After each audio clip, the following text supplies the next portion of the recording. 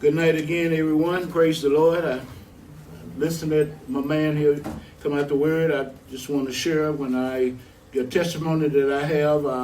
I like to, when I testify, I like to also encourage. One of my gifts is to encourage the church, to encourage one another. Even I encourage myself. But in 1 Thessalonians 5, verse 19 to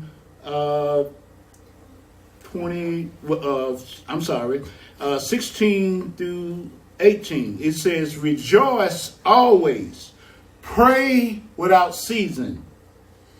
Hallelujah. And saying everything, give thanks, for this is the will of God in Christ Jesus for you. Prayer is the key. Faith unlocks the door.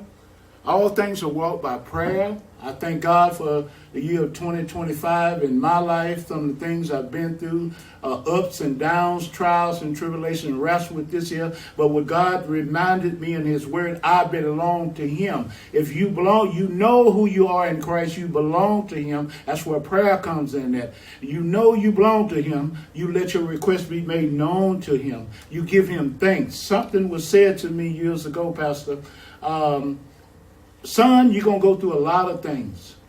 And I learned something, the wisdom of God. Some of the things that if I may go through, if I bring it on myself, that's on me.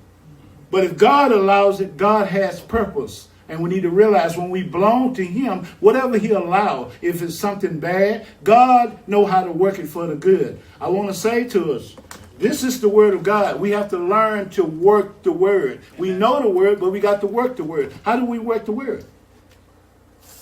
Open our mouth and speak what God said about it. And that's to, in everything, give thanks. This is the will of God in Christ Jesus concerning you.